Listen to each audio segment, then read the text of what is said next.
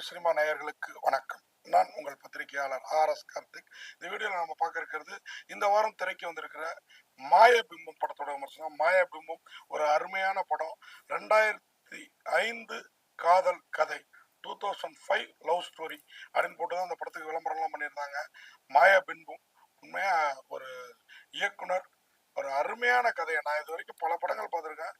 Medical science அதாவது medical ஒரு ஒரு ஒரு ஒரு ஒரு மெடிக்கல் காலேஜ் ஸ்டூடெண்ட்னு சும்மா சொல்லுவாங்க. அதுக்கப்புறம் அதுக்குள்ள டீட்டெயில் போக மாட்டாங்க. இந்த படத்தில் அப்படி ஒரு கேரக்டர் டீட்டெயில் பண்ணியிருந்தாங்க. எப்படி அப்படின்னு பார்த்தீங்கன்னா, சிதம்பரம் அண்ணாமலை யூனிவர்சிட்டியில் மெடிக்கல் காலேஜில் படிக்கிற ஹீரோ ஒரு கொலை. எப்பாப்பா அவன்கிட்ட சொல்லுப்பா, நான் பேச சொன்னாலும் அவன் ஏறிட்டே போவான் அறியாம. கோபி சவுண்டு.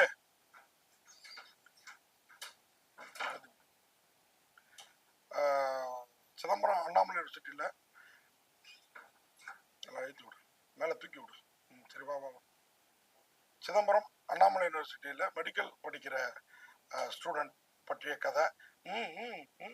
அது தப்பா போட்டுரு அவனுக்கு, நமக்கு கரெக்டாக சொதிக்குது பேர்.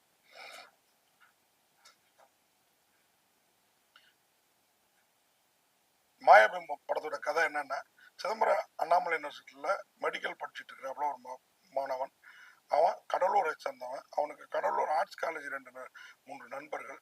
இந்த 4 பேரும் அவன் காலேஜ்லேருந்து லீவில் வர்றப்போ அவன் கூட தங்களுடைய காதல் இன்னும் கண்ணா பண்ண அனுபவங்களை பகிர்ந்துக்கிறாங்க. அதில் ஒரு பையன், இந்த மெடிக்கல் காலேஜ் பையன், இன்னும் சிலருக்கும் அப்பப்போ காதல் அட்வைஸ் கொடுக்குறேன். அதுவும் கேபிள் டிவி நிறுவனம் வச்சு நடத்திட்டு இருக்காப்புல. கேபிள் காசு வாங்க வரலையே, வாங்கன்னு சொன்னால் அதுக்கு ஒரு மீனிங்கு, கேபிள் கனெக்ஷன் கொடுக்க வரலையான்னு கேட்டால் அதுக்கு ஒரு மீனிங். அப்புறம் அந்த பொண்ணு போகிறாள்ல, உன்னை திரும்பி பாட்டு போவான்னு சொன்னால் அந்த மாதிரி பார்க்குறா.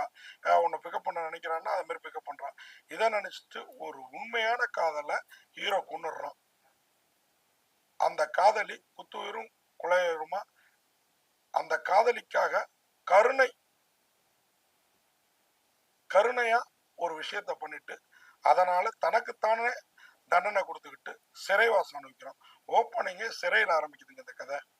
சிறையில ஜெயிலரை தொண்டை கோயில குத்துறான். ஏன் குத்துறான்னா, ஜெயிலர் இவங்களுக்கு எதுக்கு மொத்த பேருக்கும் முடிவெட்ட கூட்டு வந்து உட்கார வச்சுட்டு, ஹேர் கட்டிங் கூட்டு வந்து உட்கார வச்சுட்டு, ஒரு அந்த தொழிலாளி கிட்ட எல்லாருக்கும் மொட்டை அடிச்சு விடு, நிறைய முடி வச்சிருக்கிறவன்லாம் அப்படின்னு சொல்லிட்டு அவங்களுக்கு எதுக்கியே பெரிய பெரிய பார்சலை பிரித்து சிக்கனை முழுங்குன்னு முழுங்குறாரு. அப்படி முழுங்குறப்போ அவருடைய மூச்சு குழாயில் அடைப்பு ஏற்படுது.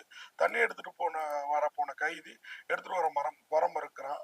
எடுத்துட்டு வராம ஜெயிலர் அணுகிக்கிட்டோம் சாவிட்டோம் அப்படின்னு நினைக்கிறான். ஆனா கியூவில் உட்காந்துருந்த 4-5 பேர்ல ஒருத்தரா இருந்த நம்ம ஹீரோ ஓடி போய் சவர கத்தியை எடுத்து அவரை ஒரே குத்துறான் தொண்டையில. இப்போ அதனால செம அடி ஜெயிலுக்குள்ளார இருக்கு.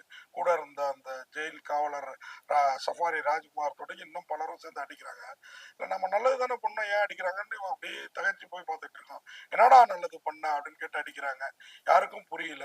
ஆனா ஹாஸ்பிட்டலில் கொண்டு போய் அந்த ஜெயிலரை சேர்த்தப்போ, ஏங்க இந்த ஆள் உயிர் பிழைக்கவும் அவன் தான் காரணம். மூச்சு குழாய் ஒரு தின்னதுல மூச்சு குழாய் அடைச்சு போக அதை ஓப்பன் பண்ணோம்னா மூக்கு வழியா காத்து வராது.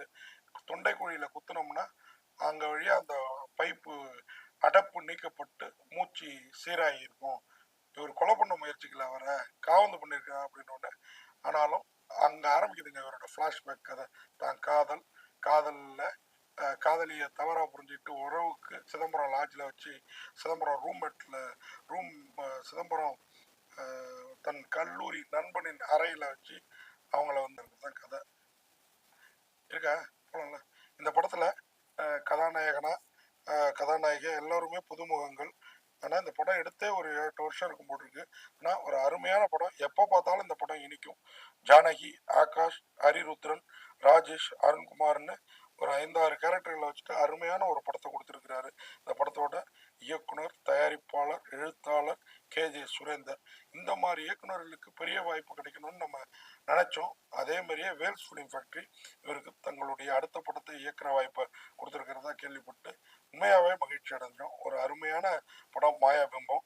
இந்த படத்துக்கு self start productions banner, cameraman Edwin சகியோட கேமரா ஒர்க்கு, மியூசிக் டைரக்டர் நந்தாவோட இசையமைப்பு, வினோத் சிவகுமாரோட படத்தொகுப்பு, மார்டினோட ஆர்ட் டைரக்ஷன், விவேகா, பத்மாவதியோட பாடல்கள் எப்படி படத்தை தூக்கி நிறுத்துறதுக்கு எல்லா விதமான கட்டமைப்புகளும் இந்த படத்துல இருக்கு.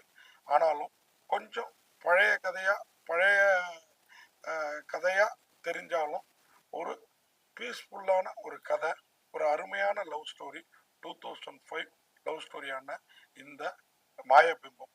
மாயபிம்பம்ங்கிறது மனிதர்களை நாம தவறா எடை போட்டோம்னா அதனால எப்படிப்பட்ட விளைவுகளை சந்திக்க வேண்டியிருக்கும், மனிதர்களுக்கு தவறா வழிகாட்டினோம்னா எப்படிப்பட்ட விபரீத முடிவுகளை அவங்க எடுப்பாங்க அப்படிங்கிறத சொல்லாமல் சொன்ன விதம் உண்மையாவே சூப்பர். அதே மாதிரி திருவந்திபுரம்னு கடலூர் பகுதியில் உள்ள ஒரு கோயிலை காட்டிட்டு அங்க பெரிய மலை இருக்குது, அந்த மலையிலேருந்து பள்ளத்துல விழுந்ததா வேற ஒரு இடத்துல எடுத்து இணைச்சிருக்கிறதுலாம் அந்த பகுதியை சேர்ந்த நம்மள மாதிரி ஆட்களுக்கு கொஞ்சம் என்ன அது திருவந்திபுரத்துல இவ்வளவு பெரிய மலை எது, அதுல எப்படி ஒரு கோயில் எதுன்னு தோணுச்சு. அந்த மாதிரி சில குறைபாடுகள் தெரியும், அதை குறைன்னு சொல்ல முடியாது, ஒரு காட்சிப்படுத்தல நம்மள மாதிரி புரிஞ்ச ரசிகர்களுக்கு கொஞ்சம் படுத்தலா தெரிஞ்சுது. ஆனாலும் மாயபிம்பம் மகா உன்னதமான படைப்பு அப்படிங்கிறதுல எந்த சந்தேகமும் வேண்டாம். மாயபிம்பம் நிச்சயமா அனைவரது மனதையும் கவரும். இந்த படத்தை பார்க்கணும்னு நினைச்சு வர்றவங்களுக்கு, ஒருவேளை தேட்டர்ல பார்க்க முடியல அப்படின்னா ஓடிடிலையாவது பாருங்க. மாயபிம்பம் உண்மையா மனம் கவரும் அப்படிங்கிறத சொல்லி இந்த படத்துக்கு பத்திரிகையாளர் ஆர்.எஸ். கார்த்திக் எனது பார்வையில் 10க்கு 6.5 மதிப்பெண் கொடுத்து விடைபெறேன். நன்றி, வணக்கம்.